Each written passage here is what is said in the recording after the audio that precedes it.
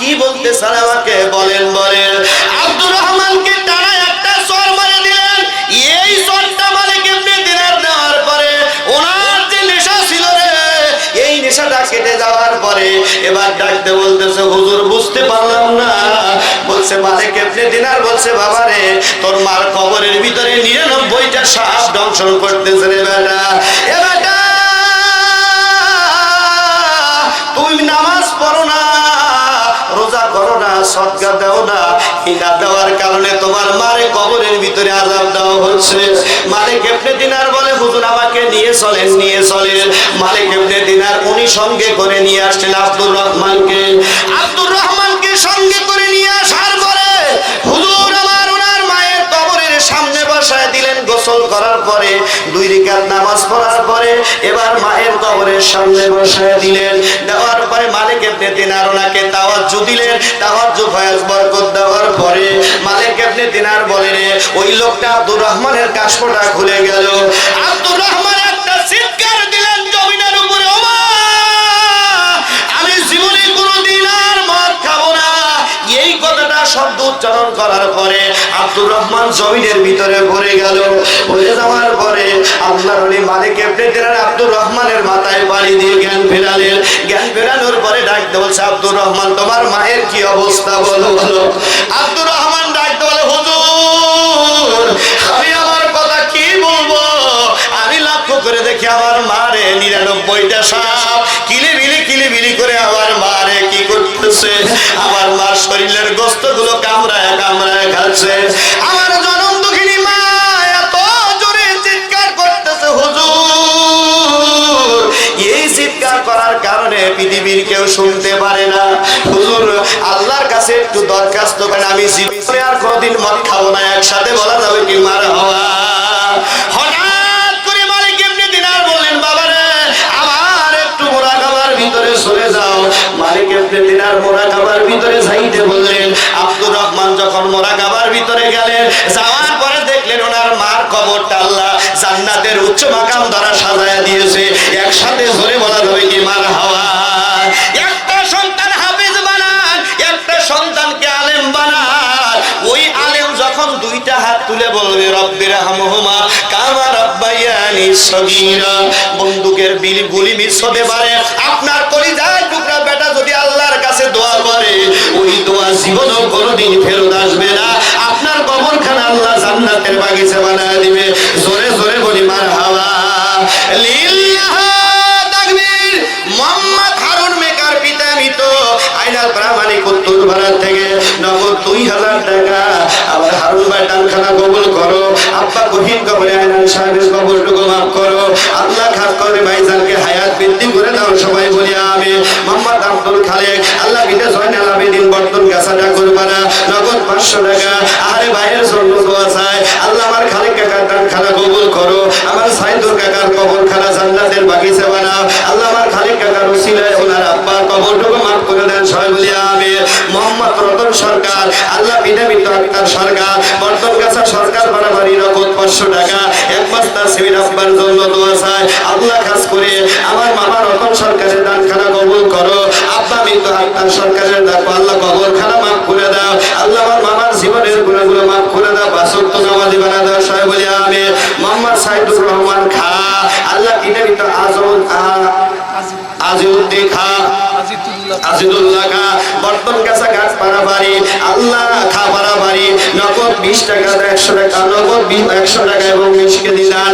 আল্লাহ কবুল করে নেন। আব্বার কবরটুকু মাফ করে দেন। আল্লাহ আব্বার কবরটুকু জান্নাতের বাগিচা বানান। সবাই আমিন। মোহাম্মদ রফিকুল ইসলাম পিতা মোহাম্মদ ময়নাল আল্লাহ বর্তন গাছা স্কুল পাড়া আল্লাহ 10 কেজি ধান অসুস্থ মায়ের স্ত্রীর জন্য দোয়া চাই।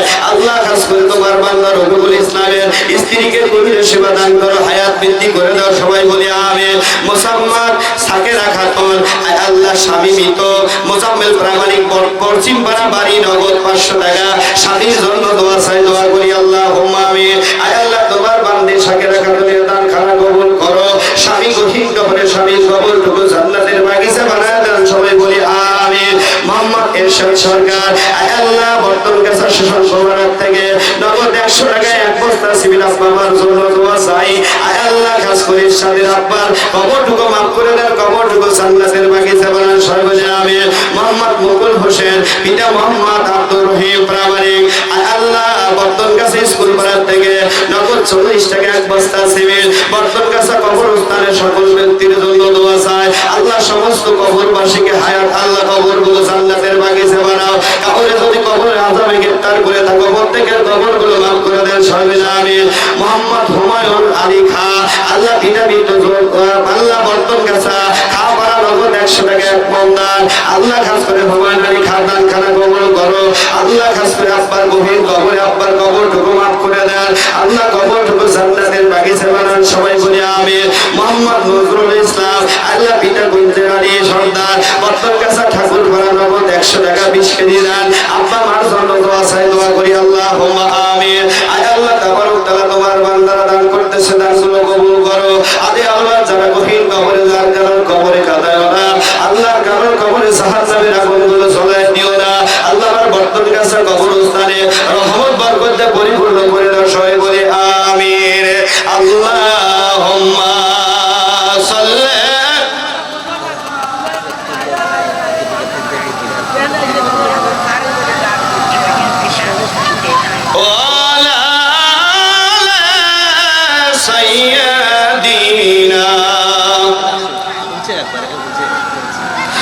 রাসূলার আমারে পাগল কইরো না, রাসূলার আমারে কান্দাইও না।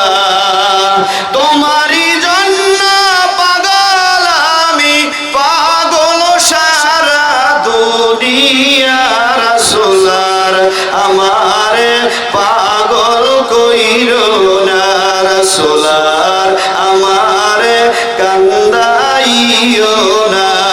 আল্লাহুম্মা সাল্লি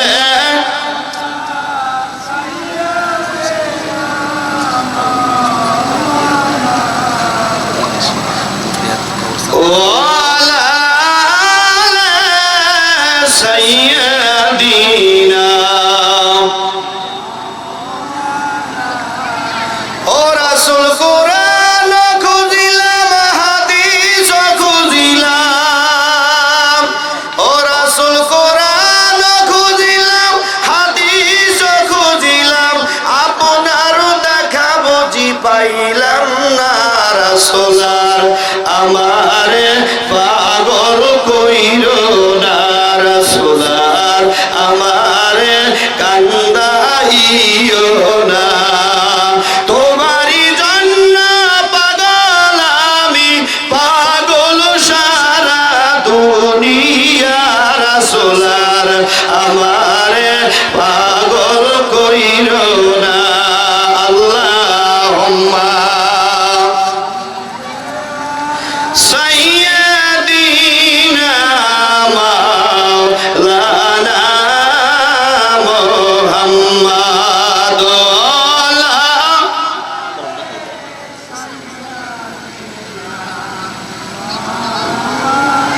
ও রাসূল পাহাড় খুঁজিলাম, জঙ্গল খুঁজিলাম। ও রাসূল পাহাড় খুঁজিলাম, জঙ্গল খুঁজিলাম, আপনার দেখা বুঝি পাইলাম না, রাসূলার আমারে পাগল কইরো না, রাসূলার আমারে কান্দাইও না। আল্লাহুম্মা সাল্লি মাওলানা মুহাম্মদ ওয়ালা।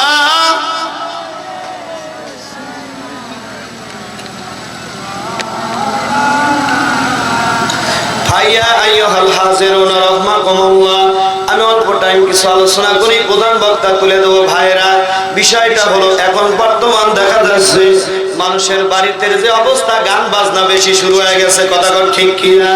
কিন্তু এই যে কি করছে, মোবাইল আসছে, তারপরও দেখবেন বড় বড় বসলা বাড়ির ভিতরে গান বাজনা আছে কি নাই, জোরে কথা বলে। ও